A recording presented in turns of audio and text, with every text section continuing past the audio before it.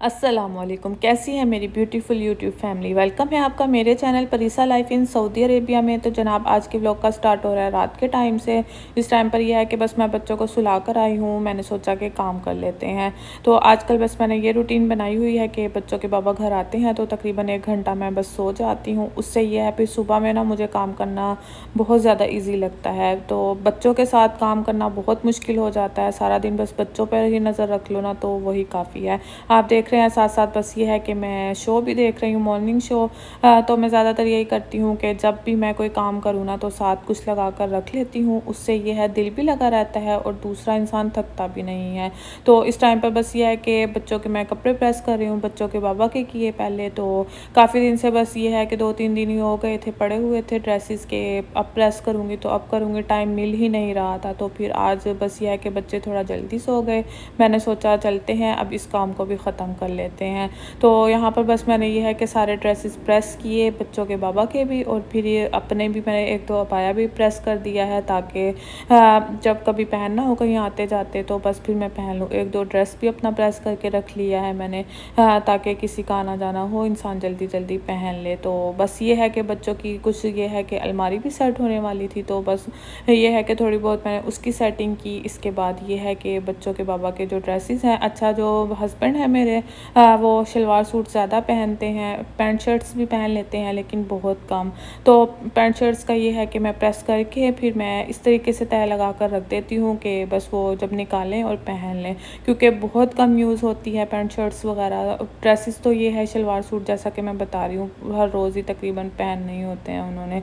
तो यहाँ पर बस ये है कि परीसा के जो ड्रेसेस हैं उसको भी मैंने फ़ोल्ड करके रख दिया है। ये है कि पहले सेटिंग हुई हुई थी लेकिन बस जो अब वॉश हुए थे कपड़े 1-2 दिन के तो बस साथ ही मैंने वो करके टांग दिए हैं। तो आप देख सकते हैं काम जो है मेरा माशाल्लाह से कंप्लीट है। अच्छा ये आपको एक्स्ट्रा फ्रॉक नज़र आ रही है वो इसलिए क्योंकि मेरा इरादा है कि शाम को इसको मैं यही पहनाऊँगी। तो फिर मैंने ऐसे ही रख दिया है, सोचा हैंगर करने की क्या ज़रूरत है। बस ये है कि इस टाइम पे बच्चे सो रहे हो ना, काम ये बहुत से ख़त्म हो जाते हैं, नहीं तो फिर अगर यही सोचते रहो ना अब करेंगे बिल्कुल भी ख़त्म नहीं होते हैं। तो आप देख सकते हैं लड़कों की जो अलमारी है वो बिल्कुल खाली है, यानी कि तिहामी साहब की उसके इतने ड्रेसेस नहीं हैं, लेकिन लड़कियों के जितने हों उतने ज़्यादा कम हैं। तो परीसा के माशाल्लाह अच्छे खासे हैं लेकिन तिहामी के बेचारे के आपको नज़र आ ही रहे हैं। इसके बाद बस देखें जी, ये काम करते करते मुझे तकरीबन 12:30 हो चुके हैं। तो दोपहर का टाइम है ये, अब मैंने सोना भी था तो मैंने सोचा कि चलते हैं अब जाकर मैं सो लेती हूँ। तो बस अब हम लोग सो कर उठे हैं। ये जी हम लोगों की तकरीबन सुबह है, तो हम लोगों की सुबह होती है 6 से 7 बजे शाम के टाइम। तो इस टाइम पर बस जो बच्चों के मामू हैं उन्होंने बर्गर्स ऑर्डर किए हुए थे क्योंकि परीसा ने शोर मचाया हुआ था कि उसको बर्गर खाने हैं। तो यहाँ पर KFC से बर्गर्स आए हैं, तो उन्होंने बस मेरे लिए भी मंगवा दिया। मैंने सोचा चलें सुबह का टाइम है तो पूरा दिन ऐसे ही गुजारना है तो इतना होगा ये कि ये हज़म भी हो जाएंगे। अच्छा ये नहीं है कि मैं बिल्कुल ही हर चीज़ छोड़ देती हूँ, डाइटिंग में मैं कुछ भी नहीं छोड़ती हूँ, खाती मैं सब कुछ हूँ लेकिन एक लिमिट में। तो यहाँ पर बस नाश्ता वगैरह किया, बच्चों को करवाया, फिर मैं आ गई किचन में क्योंकि आज मैंने ये है कि कबाब बनाने थे। तो फिर मैंने सोचा कि चलते हैं अब इस काम को भी ख़त्म कर लेते हैं, क्योंकि कबाब भी बने रखे हो ना तो बहुत ज़्यादा आसानी हो जाती है। और दूसरा ये है मैं यही करती हूँ कि जब जब और जैसे जैसे मुझे बस टाइम मिलता जाता है ना तो मैं जो काम है उसको करती रहती हूँ। उससे ये है कि मॉम्स हैं हम लोग तो फिर कहाँ अपने लिए फ़ुर्सत मिलती है, कहाँ टाइम मिलता है। तो बस मेरी कोशिश यही रहती है कि कुछ ना कुछ चलता ही रहे और काम जो है वो बस ख़त्म होते रहे। तो मैं यहाँ पर मैं बना रही हूँ जी मटन शामी कबाब। मैंने सोचा रेसिपी भी आपके साथ शेयर कर देते हैं क्योंकि बहुत अच्छे बनते हैं इस रेसिपी से ना। तो जो चिकन शामी कबाब है वो मैं और तरीके से बनाती हूँ। अच्छा आई बटन में मैं लिंक डाल दूँगी तो ज़रूर देखिएगा, उसकी रेसिपी मैं थोड़ी चेंज करके बनाती हूँ। तो चलते हैं इसकी रेसिपी की तरफ कि मैं क्या क्या इसमें ऐड कर रही हूँ। अच्छा तकरीबन 2 kg जो है ना बोनलेस मैंने मटन ले लिया है और साथ में है जी 3 कप दाल ली है मैंने चने की। इसको 3-4 घंटे पहले ही मैंने डिप करके रख दिया था, मुझे पता था कि शामी कबाब बनने हैं तो फिर इसीलिए मैंने यही किया। इसके बाद जी मैं इसमें मसाले ऐड कर रही हूँ। मसालों में मैंने साबुत ज़ीरा डाला है, साबुत धनिया डाला है, तकरीबन 2 टेबलस्पून होगा, 2 टेबलस्पून दोनों, ठीक है। क्रश्ड रेड चिली ऐड की है मैंने, तकरीबन होगी 5 to 6 टेबलस्पून होगी, ठीक है। उसके बाद है जी हल्दी पाउडर 1 टेबलस्पून। अच्छा दालचीनी आपको पता है कि मैं ज़रूर ऐड करती हूँ। साथ ही बस मैंने 4 टेबलस्पून तकरीबन होगा जिंजर गार्लिक का पेस्ट और 2 मीडियम साइज़ के मैंने इसमें प्याज प्याज कट करके वो भी ऐड कर दिए थे। तो अब आपने देखा कि बस मैंने इसको ये है कि प्रेशर दे दिया है ताकि जो मटन है और दाल है वो अच्छे से गल जाए। तो अब आप देख रहे होंगे कि मैं किस तरीके से इसको चेक कर रही थी। मैंने इसमें स्पून ऐड किया है कि कहाँ तक और कितना इसमें पानी है। तो ये है कि पानी जो है ना इसमें बिल्कुल पूरा था। आपने पानी अपने प्रेशर कुकर के हिसाब से डालना है कि आपको कितने पानी की ज़रूरत है।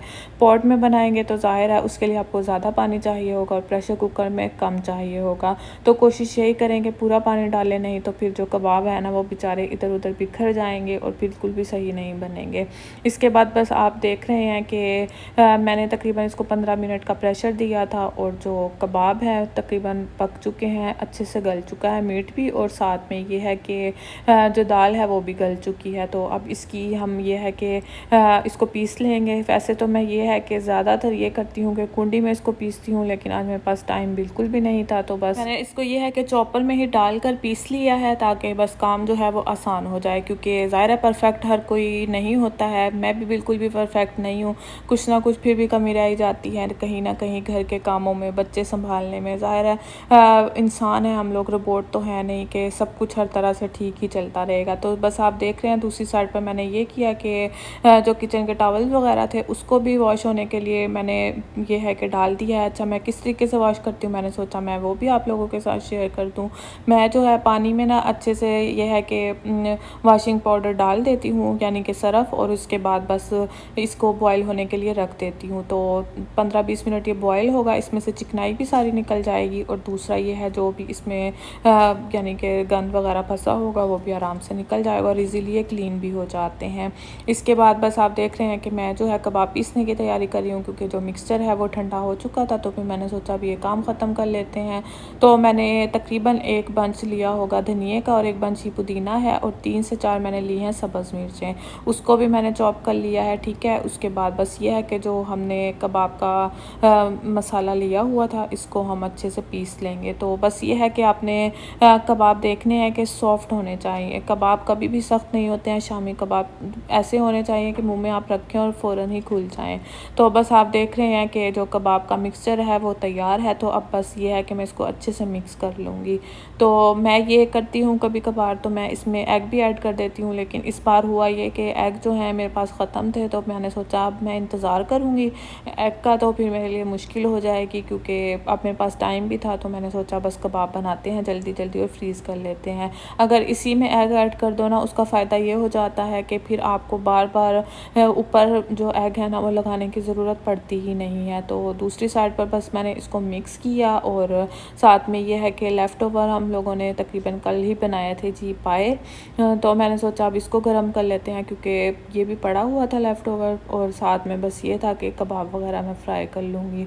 क्योंकि ये है लेफ़्ट ओवर खाया तो जाता है, लेकिन एक आधी चीज़ इस तरह से साथ हो जाए ना, कबाब हो गया या फिर कोई दही फुल्की वगैरह हो गई, तो सब शौक़ से खा भी लेते हैं।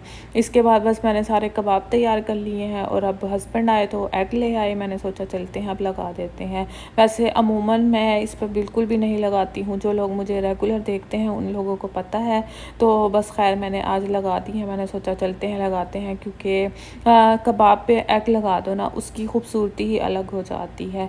तो यहाँ पर बस ये है कि मैं इसको डीप फ्राई नहीं शैलो फ्राई करूँगी। डीप फ्राई करना चाहें तो वो भी कर सकते हैं, लेकिन बात वही है कि खाने की इतनी ज़्यादा कैलोरीज बढ़ाकर खाने का फ़ायदा क्या है। तो बेहतर है कि कम से कम ऑयल का यूज़ किया जाए तो बस ये है कि सुकून से फिर इंसान खा भी लेता है गिल्ट फ्री होकर। तो यहाँ पर बस आप देख रहे हैं कि साथ साथ कबाब फ्राई हो रहे हैं और साथ में बस ये है कि मेरा खाना भी गर्म है, और साथ बस मैं ये करती हूँ कि किचन भी क्लीन कर लेती हूँ। अच्छा, जैसा कि मैंने बताया कि चिकन के जो कबाब हैं वो मैं डिफरेंट तरीके से बनाती हूँ, वो भी बहुत मज़े के बनते हैं। तो ज़रूर आप अगर ट्राई करना चाहें ना तो वो भी कीजिएगा। डिस्क्रिप्शन में भी लिंक डाल दिया है मैंने, और साथ में आपको आई बटन पे भी नज़र आ ही रहा होगा। इसके बाद बस देखें जी कितना खूबसूरत कलर आया है और जो फाइनल लुक है कबाब की वो कितनी अच्छी आई है। अच्छा, अगर चैनल पर नए हैं तो चैनल को जल्दी जल्दी सब्सक्राइब कर दें, पुराने हैं तो प्यारा सा कमेंट ज़रूर कर दें और वीडियो को लाइक कर दें, क्योंकि चैनल को आप लोगों के सपोर्ट की बहुत ज़्यादा ज़रूरत है। एक वीडियो बनाने में आप लोग यकीन माने 5 से 6 घंटे लग जाते हैं,